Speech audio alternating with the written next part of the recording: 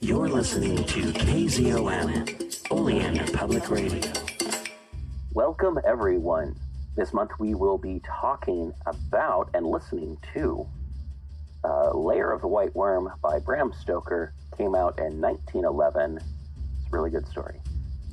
We did an episode about this, and you can listen to that in the archives. And if you want to help the show, make sure to check out pgttcm.com or check out PGTTCM on Facebook or YouTube, People's Guide to the Cthulhu Mythos. If you want to help support the show, go to the show notes, click on it, and that will link you to pgttcm.com, where we have all kinds of places that you can go to buy stickers, read articles, listen to episodes, and support the show in any way you want to. All right, thank you very much. And remember, you can always contact me and let me know if there's a dead link or if a story isn't playing anymore or something's missing. I'll check it out. All right, thank you very much. This is DB Spitzer, and here is Lair of the White Worm by Bram Stoker. Chapter 11, Mesmer's Chest. After a couple of weeks had passed, the kite seemed to give Edgar Caswall a new zest for life. He was never tired of looking at its movements. He had a comfortable armchair put up on the tower, wherein he sat sometimes all day long, watching as though the kite was a new toy, and he a child lately come into possession of it. He did not seem to have lost interest in Lilla, for he still paid an occasional visit at Mercia Farm. Indeed, his feeling towards her, whatever it had been at first, had now so far changed that it had become a distinct affection of a purely animal kind. Indeed, it seemed as though the man's nature had become corrupted, and that all the baser and more selfish and more reckless qualities had become more conspicuous. There was not so much a sternness apparent in his nature, because there was less self-restraint. Determination had become indifference. The visible change in Edgar was that he grew morbid, sad, silent. The neighbors thought he was going mad. He became absorbed in the kite, and watched it not only by day, but often all night long. It became an obsession to him. Caswall took a personal interest in the keeping of the great kite flying. He had a vast coil of cord efficient for the purpose, which worked on a roller fixed on the parapet of the tower. There was a winch for the pulling in of the slack, the outgoing line being controlled by a ratchet. There was invariably one man at least, day and night, on the tower to attend to it. At such an elevation there was always a strong wind, and at times the kite rose to an enormous height, as well as traveling for great distances laterally. In fact, the kite became, in a short time, one of the curiosities of Castra Regis and all around it. Edgar began to attribute to it in his own mind almost human qualities. It became to him a separate entity, with a mind and a soul of its own. Being idle-handed all day, he began to apply to what he considered the service of the kite some of his spare time, and found a new pleasure, a new object in life, in the old schoolboy game of sending up runners to the kite. The way this is done is to get round pieces of paper so cut that there is a hole in the center through which the string of the kite passes. The natural action of the wind pressure takes the paper along the string, and so up to the kite itself, no matter how high or how far it may have gone. In the early days of this amusement, Edgar Caswall spent hours. Hundreds of such messengers flew along the string, until soon he bethought him of writing messages on these papers so that he could make known his ideas to the kite. It may be that his brain gave way under the opportunities given by his illusion of the entity of the toy and its power of separate thought. From sending messages, he came to making direct speech to the kite, without, however, ceasing to send the runners.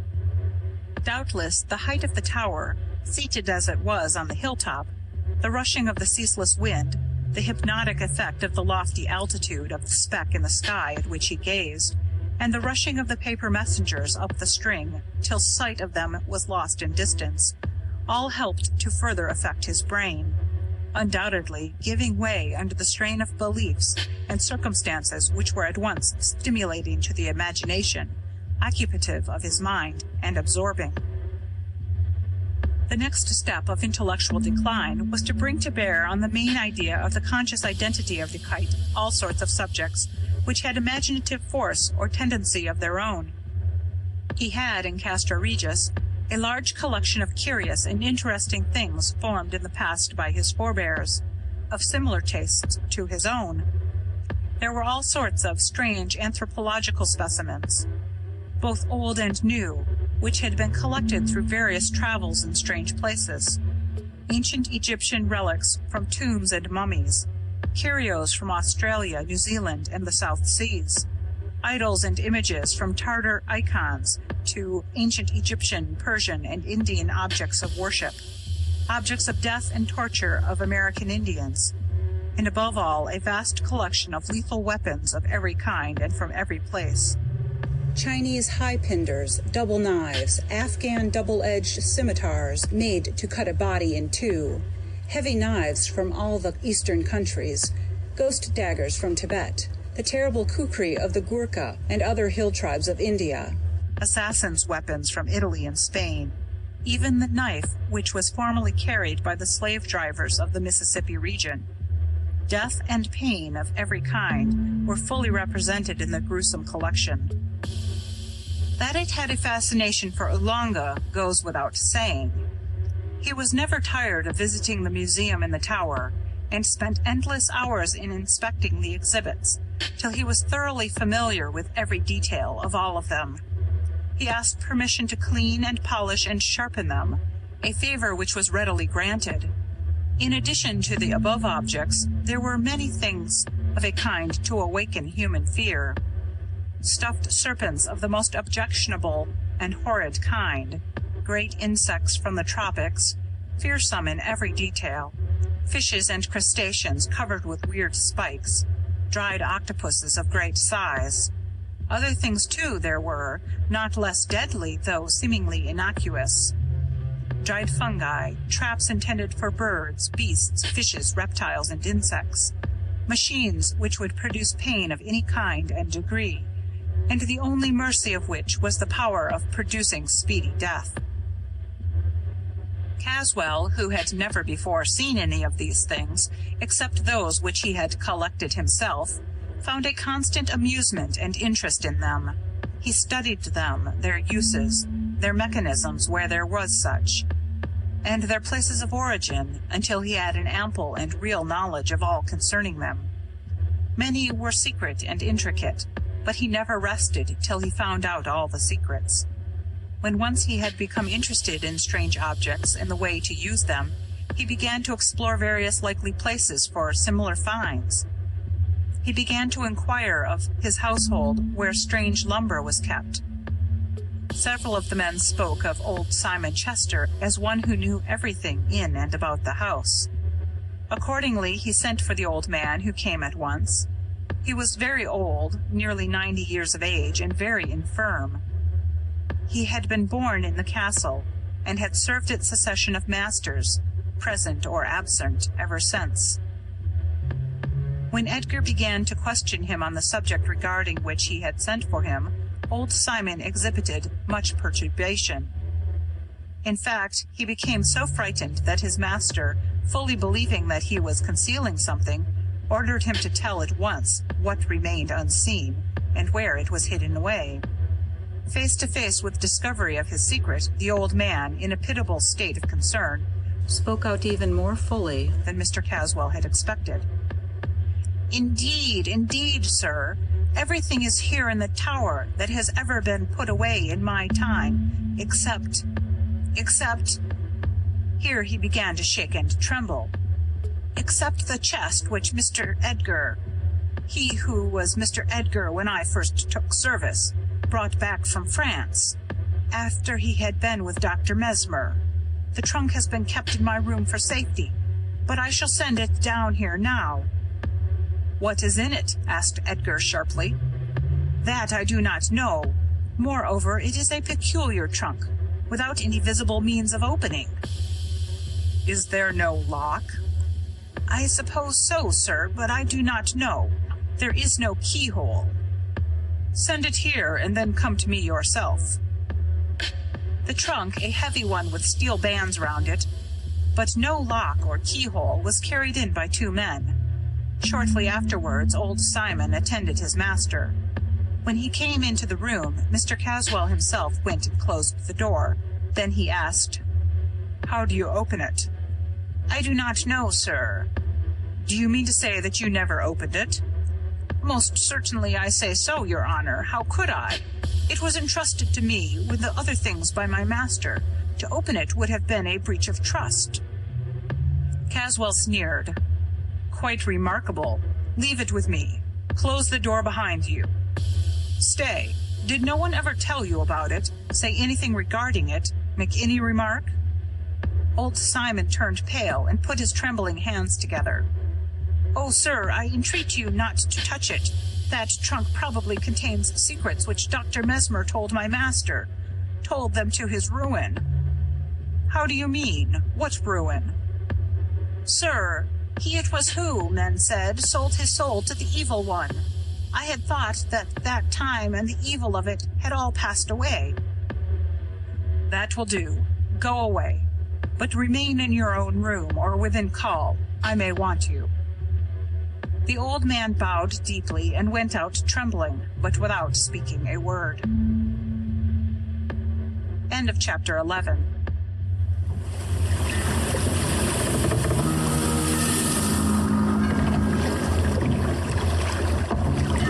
Welcome to Innsmouth, stranger. Hi, I'm Rob Whiten from the Innsmouth Book Club. Join me and my fellow guide John Chadwick as we take you on a fortnightly tour of Innsmouth. We visit places such as the Picture House, the Library and Innsmouth Museum to discuss all aspects of weird fiction, whether it be book, film, music, TV or art. As well as that, we stop over at the Gilman House to have a chat with a resident guest. That includes authors, artists, musicians, in fact Lovecraftian creatives of all types. You can find our free shows on Patreon, and there you can also sign up as a patron, which brings you bonus content, plus a monthly PDF copy of Innsmouth News, which features articles, author spotlights, all the latest news and reviews, and more. You can find us at patreon.com/InnsmouthBC. We hope to see you soon, because remember, Innsmouth isn't just a place, it's a state of mind.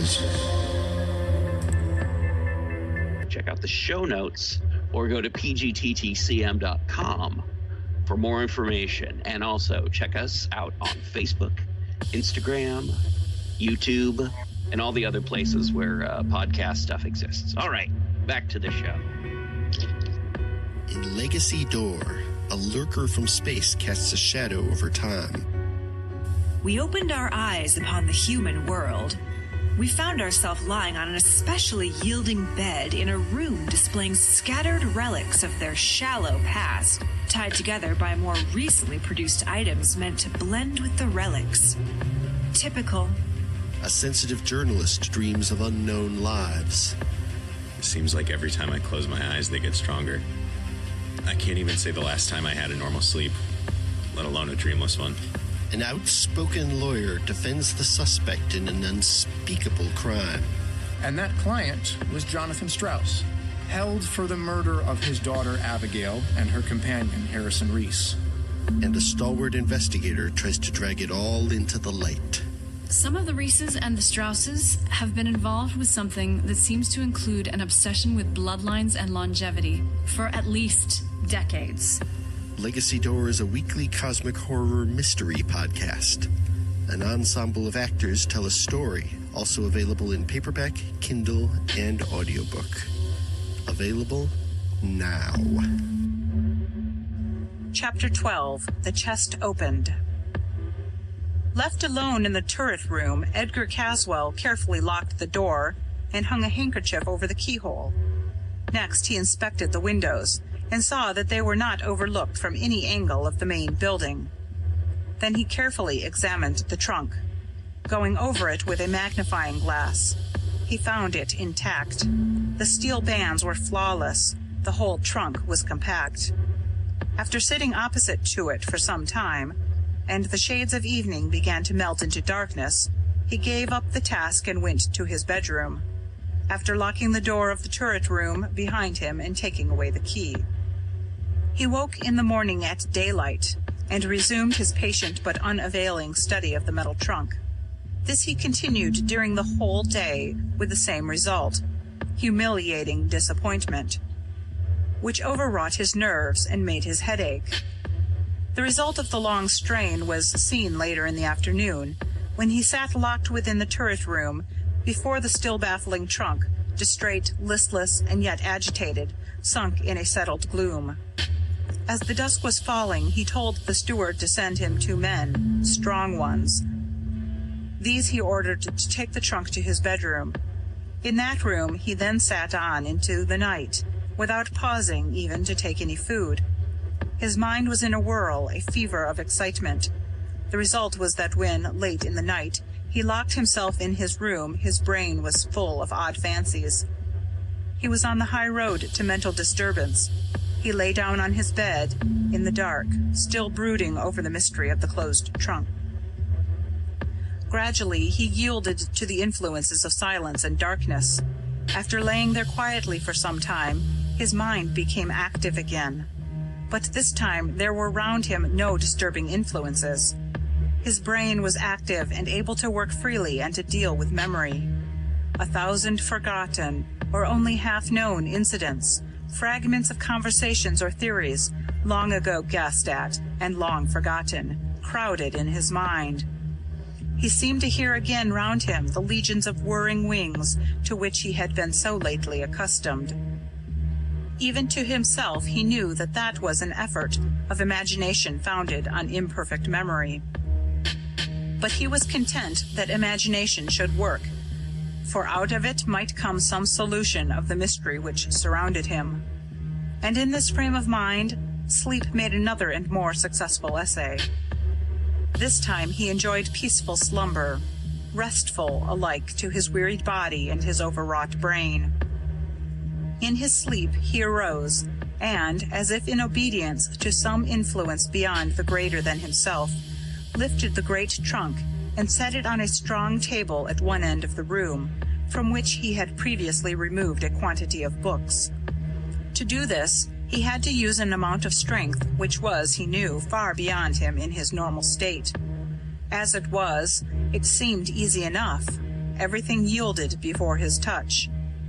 Then he became conscious that somehow, how he never could remember, the chest was open. He unlocked his door, and taking the chest on his shoulder, carried it up to the turret room, the door of which also he unlocked. Even at the time he was amazed at his own strength, and wondered whence it had come. His mind, lost in conjecture, was too far off to realize more immediate things. He knew that the chest was enormously heavy. He seemed, in a sort of vision which lit up the absolute blackness around, to see the 2 sturdy servant men staggering under its great weight. He locked himself again in the turret room and laid the opened chest on a table, and in the darkness began to unpack it, laying out the contents, which were mainly of metal and glass, great pieces in strange forms, on another table.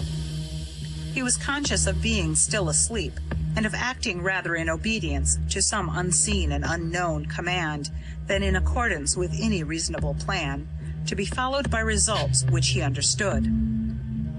This phase completed, he proceeded to arrange in order the component parts of some large instruments, formed mostly of glass.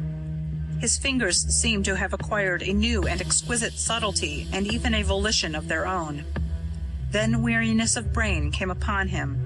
His head sunk down on his breast, and little by little everything became wrapped in gloom. He awoke in the early morning in his bedroom and looked around him, now clear-headed in amazement. In its usual place on the strong table stood the great steel-hooped chest, without lock or key. but it was now locked. He arose quietly and stole to the turret room. There everything was as it had been on the previous evening. He looked out of the window, where high in air flew as usual the giant kite. He unlocked the wicket gate of the turret stair and went out on the roof. Close to him was the great coil of cord on its reel. It was humming in the morning breeze, and when he touched the string it sent a quick thrill through his hand and arm. There was no sign anywhere that there had been any disturbance or displacement of anything during the night. Utterly bewildered, he sat down in his room to think. Now for the first time he felt that he was asleep and dreaming. Presently he fell asleep again and slept for a long time. He awoke hungry and made a hearty meal. Then towards evening, having locked himself in, he fell asleep again. When he woke he was in darkness, and was quite at sea as to his whereabouts. He began feeling about the dark room, and was recalled to the consequences of his position by the breaking of a large piece of glass. Having obtained a light, he discovered this to be a glass wheel, part of an elaborate piece of mechanism, which he must in his sleep have taken from the chest, which was now opened. He had once again opened it while asleep, but he had no recollection of the circumstances. Caswall came to the conclusion that there had been some sort of dual action of his mind, which might lead to some catastrophe or some discovery of his secret plans, so he resolved to forego for a while the pleasure of making discoveries regarding the chest.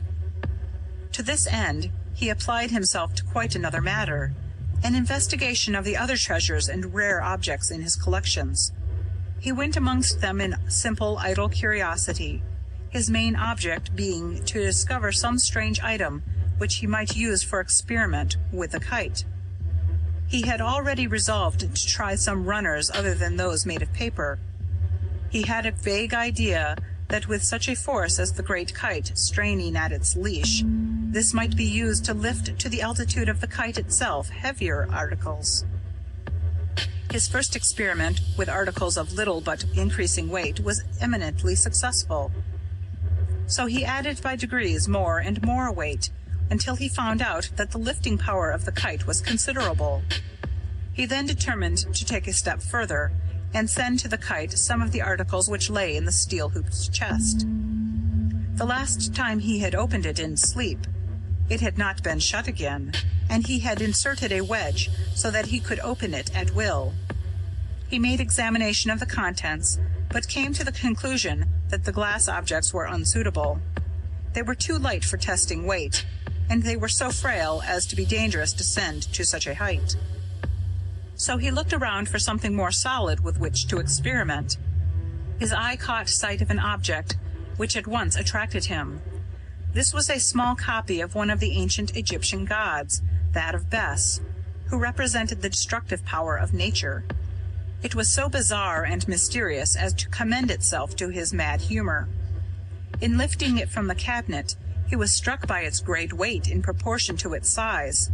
He made accurate examination of it by the aid of some instruments, and came to the conclusion that it was carved from a lump of lodestone.